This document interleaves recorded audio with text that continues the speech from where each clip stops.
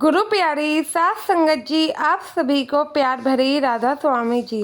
सात संगत जी, ये तो सभी संगत जानती है कि बाबा जी के सत्संग घर अब लगभग हर जगह बने हुए हैं ताकि संगत को सत्संग सुनने में कोई परेशानी ना हो। और जो संगत डेरे तक नहीं पहुंच सकती है या फिर बाबा जी के दूसरे अन्य जगहों पर जो भंडारे होते हैं वहां तक नहीं पहुंच सकती है, तो वह अपने नियर बाय सत्संग घर में ही जाकर बाबा जी का सत्संग सुन सके। तो सात संगत जी, यह घटना भी शिमला की ही है। वीडियो शुरू करने से पहले आप लोगों से मेरी एक छोटी सी विनती रहेगी कि वीडियो के अंत तक जरूर बने रहे और संगत के अपने इस चैनल को आप लोगों ने सब्सक्राइब नहीं किया है तो सब्सक्राइब जरूर कर लीजिए।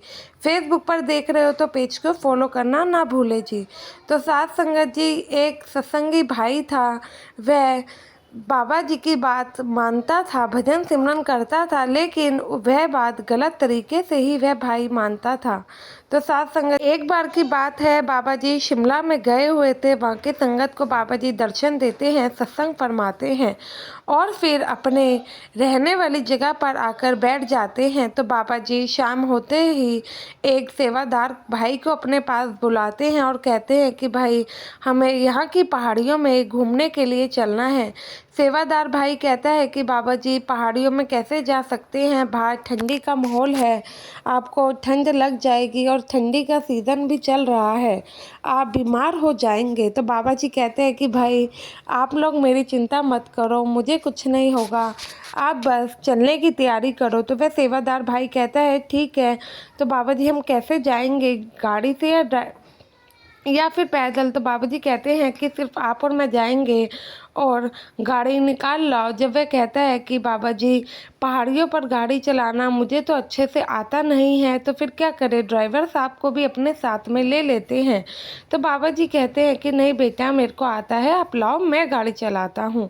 तो बाबा जी गाड़ी चलाते हुए पहाड़ियों की तरफ निकल जाते हैं। उस सेवादार भाई को डर लग रहा था, क्योंकि साथ संगत जी सभी लोग जानते हैं कि शिमला में किस तरीके के रोड, किस तरीके की पहाड़ियाँ होती हैं। तो ऐसे में गाड़ी चलाना, तो उस सेवादार भाई को काफ़ी डर लग रहा था। बाबा जी उसे समझाते हैं कि बेटा, आप लोग डरो मत, डरने की कोई भी बात नहीं है। वह कहता है कि नहीं बाबा जी, मैं नहीं डर रहा हूँ, आपके होते हुए मुझे कैसा डर। साथ संगत जी, गाड़ी बहुत ही अब ऊंची वाली पहाड़ी पे चढ़ने वाली थी, जिससे कि वह सेवादार भाई पूछने लगता है कि बाबा जी, हम आखिर वहाँ जा क्यों रहे हैं? बाबा जी कहते हैं कि बेटा, हम किसी से मिलने जा रहे हैं। तो वह कहता है कि बाबा जी, ऐसी जगह पे हम किसी से क्यों मिलने जा रहे हैं, भला ऐसी जगह पे कौन रहता होगा, वो भी इतनी ऊपर पहाड़ियों में जाके। बाबा जी कहते हैं कोई नहीं, तुम चलो तो अभी तुम्हें सब पता लग जाएगा। तो सबसे एक ऊंची पहाड़ियों में जाके देखते हैं तो बाबा जी वो सेवादार भाई कहता है कि बाबा जी, यहाँ तो दूर दूर तक कुछ भी नहीं दिख रहा, तो यहाँ हम किससे मिलने आए हैं? तो बाबा जी उसे एक छोटी सी झोपड़ी दिखाते हैं, कहते हैं वो देखो, वो दिख रही है? तो कहता है कि हाँ बाबा जी, पर यहाँ पे भला कौन रहता होगा? और यहाँ पे आप देखिए कितनी ठंड पड़ रही है, कोई भी रहेगा वो तो जम ही जाएगा। बाबा जी कहते हैं कि बेटा, ऐसा नहीं है, रहने वाले रहते हैं। तो बाबा जी उस झोपड़ी का जाकर गेट खड़काते हैं तो वहाँ से एक सत्संगी भाई निकलता है, जिसके तन पर ना कोई कपड़ा था और वह ऐसे ही ठंडी में सिर्फ एक गमछे के साथ अंदर भजन सिमरन कर रहा था। जब बाबा जी उसके सामने होते हैं तो उस भाई को यकीन ही नहीं होता कि बाबा जी यहाँ पर आए हैं और वो भी उसके सामने खड़े हैं। वह देखकर वो उसकी आंखों से छमछम आंसू बहने लगते हैं और वह हैरान ही हो जाता है।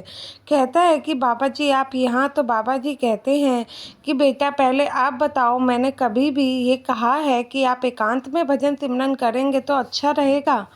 मैं तो सिर्फ ये कहता हूँ कि दिन में जितने टाइम मिला है उसका 10% आपको मालिक को देना है। फिर क्यों आप अपनी फैमिली से दूर इतने आकर भजन सिमरन एकांत में कर रहे हैं? क्या एकांत में भजन सिमरन करने से आपको अंदर कुछ ज़्यादा ही दिख गया? तो बाबा जी उसको डांट लगाते हैं और कहते हैं कि बेटा, भजन सिमरन ऐसे नहीं किया जाता है। अच्छी बात है, आप भजन सिमरन करते हैं, समय देते हैं, लेकिन घर गृहस्थी में रहकर ही भजन सिमरन को करना ही चाहिए।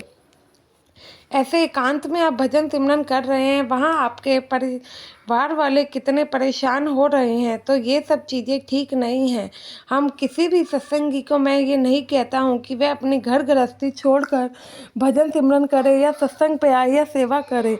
भजन सिमरन आप अपने घर में रहकर भी कर सकते हैं, तो फिर क्यों आप यहाँ पे इतनी ठंड में रह रहे हैं और ना आप यहाँ पे कुछ खा पी रहे हैं। तो वह कहता है कि बाबा जी, भजन सिमरन में इतना लीन हो जाता हूँ कि खाने पीने की और समझ सुध बुध ही नहीं रहती है, और तन पे कोई कपड़ा नहीं है, फिर भी कोई ठंड का एहसास ही नहीं है।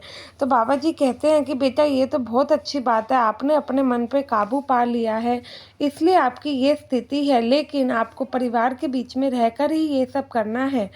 तो वह कहता है कि बाबा जी, मुझे माफ़ कर दो, मैं अब आपकी बात को मानूंगा। तो बाबा जी कहते हैं कि भाई, अब तुम गाड़ी में बैठो और मेरे साथ चलो। वह काफ़ी मना करता है, तो बाबा जी फिर से उसे डांट लगाते हैं, कहते हैं कि क्यों भाई, क्या परेशानी है? अगर आपको नहीं है तो आप सत्संग घर में रह लेना, वहाँ पर रहकर अपने भजन सिमरन को समय दे देना, लेकिन यहाँ पे इतनी ठंड में रहना बिल्कुल भी सही बात नहीं है। तो बाबा जी उसे अपनी गाड़ी में बिठाकर सत्संग घर तक ले आते हैं। जब सत्संग घर तक आते हैं तो सेवादारों को कहा जाता है, उनके लिए कपड़े वगैरह और लंगर का इंतजाम करवाया जाता है। साथ में दूसरे सेवादारों से कहकर उसके परिवार वालों को सूचित करवाया जाता है। परिवार वाले जब सत्संग घर पहुँचते हैं तो वह काफ़ी रोने लगते हैं, कहते हैं कि बाबा जी, हमने तो इन्हें खो ही दिया था, आपको ये कहाँ से मिले, और आपकी कृपा है कि आप इन्हें वापस ले आए हैं। तो बाबा जी कहते हैं कि ये एकांत में जाके भजन सिमरन कर रहे थे, जो कि बिल्कुल भी सही नहीं है। इतने ऋषि मुनियों ने एकांत में भजन सिमरन किया है, लेकिन फिर क्या, वो फिर वापस आए हैं, तो वही मन पे काबू नहीं कर पाए। हमें सबसे पहले मन पे ही काबू करना है, तो हम हर चीज़ जीत लेंगे। तो बाबा जी उनकी फैमिली को जब बुलाते हैं, ये सब कहते हैं, तो सभी वहाँ पर काफ़ी रो रहे होते हैं। कहते हैं कि हम लोग आपकी बात पता नहीं क्यों नहीं मानते हैं, आप तो हमेशा ही सही कहते हैं, लेकिन हम में ही कहीं ना कहीं कमी हो जाती है, जो कि हम आपकी बात को पूरी तरीके से समझ नहीं पाते हैं।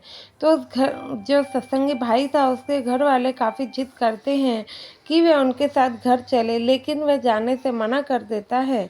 फिर वो फैमिली वाले कहते हैं कि बाबा जी, तो अब हम इनके बिना कैसे रहेंगे? तो बाबा जी कहते हैं कि कोई बात नहीं, ये इतने समय से वैसे भी आपसे दूर थे, अगर ये नहीं जाना चाहते हैं तो आप लोग जिद मत करें, ये यहाँ पे है सत्संग घर में, आप कभी भी आके इनसे मिल सकते हैं। क्या पता ये थोड़े समय में खुद समझ जाए और आप लोगों के साथ आकर रहने लगे। तो वहाँ पे जो उनके घर वाले थे, वह बाबा जी को बात को मानते हैं और उस सत्संगी भाई के साथ थोड़ा समय बिताते हैं, फिर मिलकर वापस चले जाते हैं। तो बाबा जी भी उस सत्संगी भाई को समझाते हैं, तो वह कहता है कि बाबा जी, मुझे माफ़ कर दो, गलती हो गई, अब मैं सत्संग घर में रह के गुरु की सेवा और भजन सिमरन दोनों करूँगा।